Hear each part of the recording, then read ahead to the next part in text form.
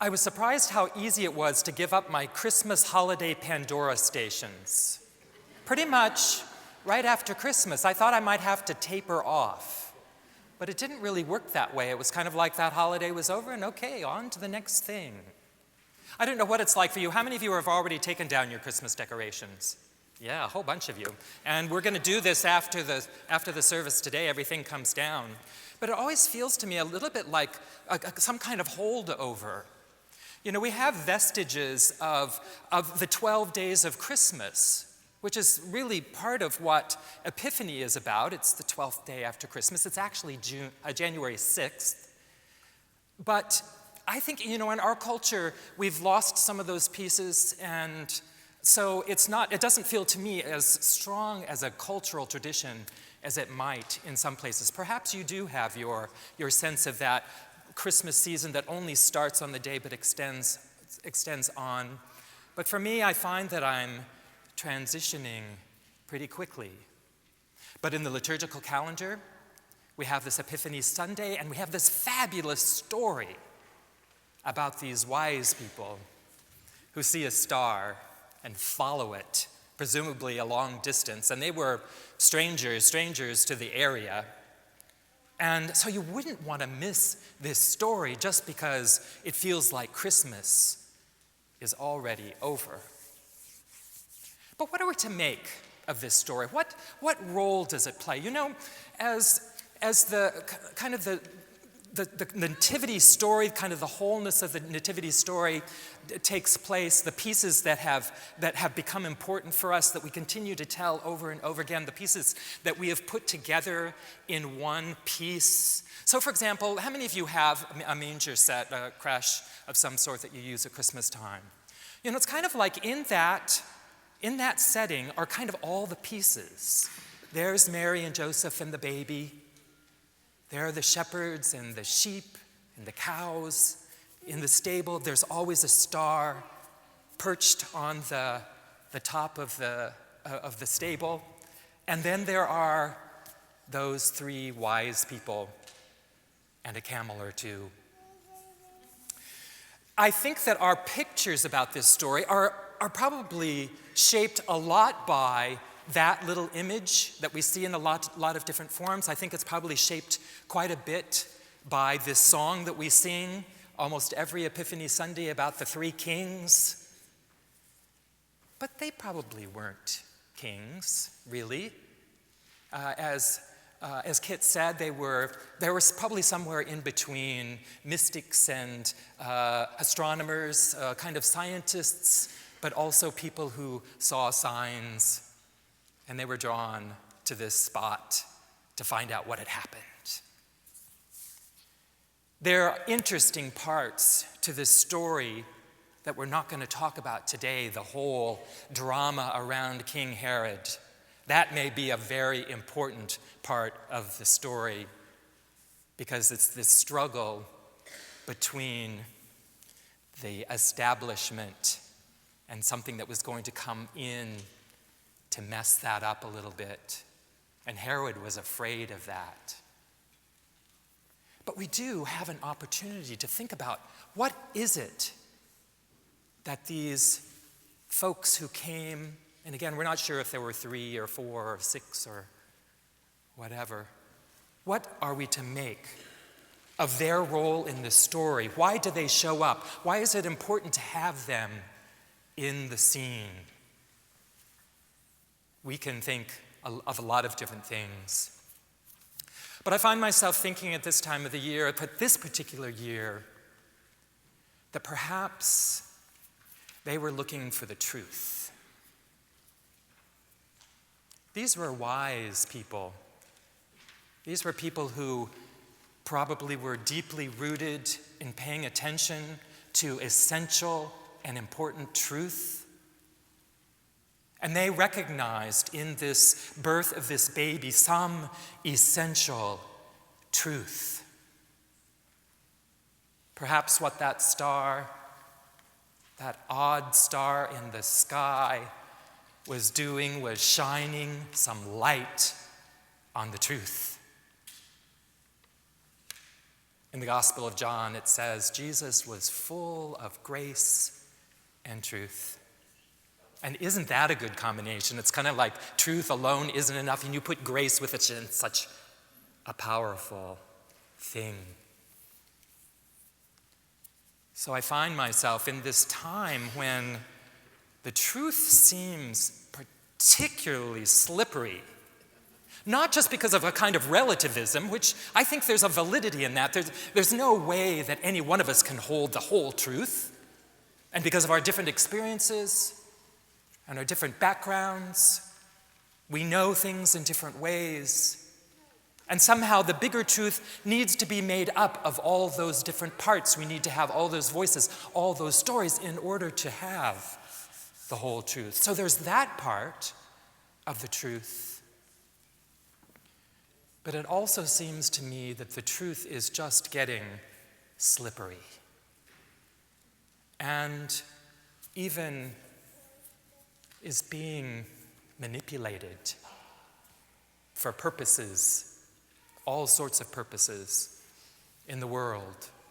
And I find myself longing for that basic bedrock, that basic foundation of what is true.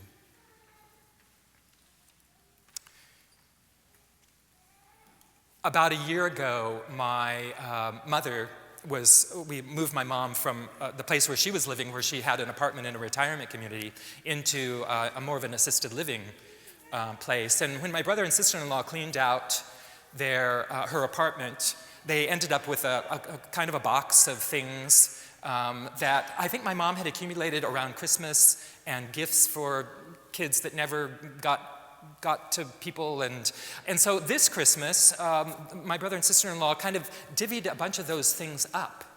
And one of the things that I got was a nativity scene that my mom had needle-pointed in 1980. And it's a kind of the whole set, but I just brought the three kings in, and this really does look like a king. I don't think it was a king, but this looks like a king.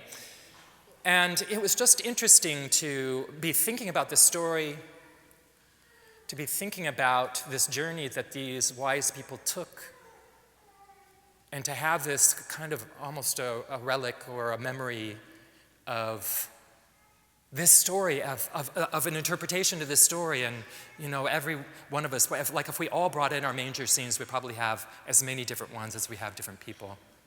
That's how powerful that image is it's been interpreted and reinterpreted. And so I brought it and I put it on the table, and for me this is just a little bit of truth. And it carries, a fair amount of symbolism, this thing that my mother made that she could not do anymore. Would she even recognize this object now? Would she remember that it sat in her apartment year after year as part of her decoration of her space during this holiday? It's a symbol of the fact that last Christmas I would have been staying with her in her apartment, and this year that reality changed. So rather than kind of hanging out with her the whole time, I was just able to visit for short periods of time on the 3 days that I was there. And then, of course, there's the bigger story that we are part of this narrative of this child that was going to transform things. I was really pleased that Derek thought this year we should have the three wise ones be women. And I would hope that as we shine the light on truth and we look for wisdom, that we remember to look for everyone's wisdom, especially the wisdom of women. I'm calling you out, women. And I don't know how many of you read the poem that went out with the Carillon this week. Jenna Ingalls has been filling in for Louise. I don't know whether Louise chose this or Jenna did, but it's called Wise Women Also Came, and it's by Jan Richardson. Wise women also came. The fire burned in their wombs long before they saw the flaming star in the sky.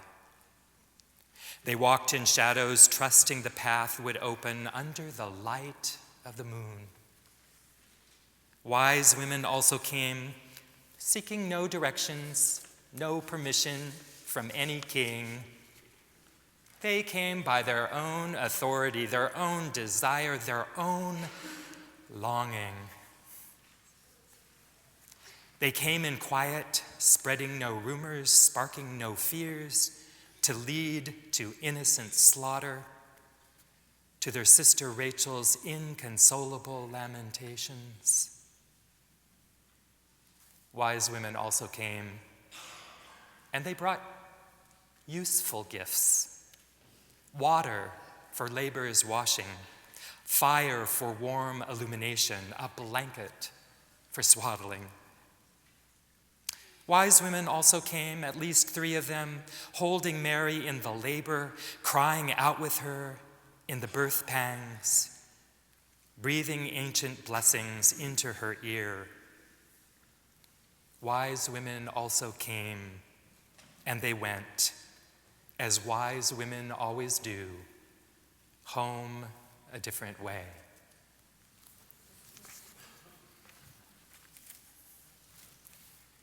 As we call forth the truth in 2016, I'm hoping that the truth will be factual, that we might actually be saying things that line up with reality. I'm hoping that the truth will be humble and basic. You know, we can get lost in the details of the truth, but what's deep? What's rooted?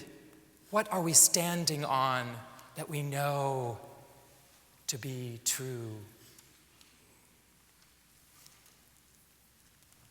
And I hope the truth would be confessional,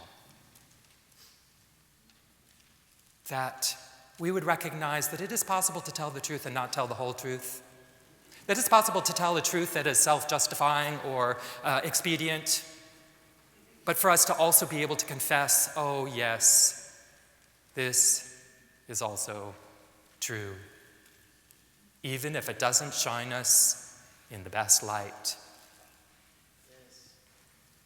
I would hope that the truth would be rooted in multiplicity, that we would recognize that none of us can hold a truth, and that when we're holding the truth like this, chances are we're defending something that isn't the whole truth. It might be true, but it might not be the whole truth.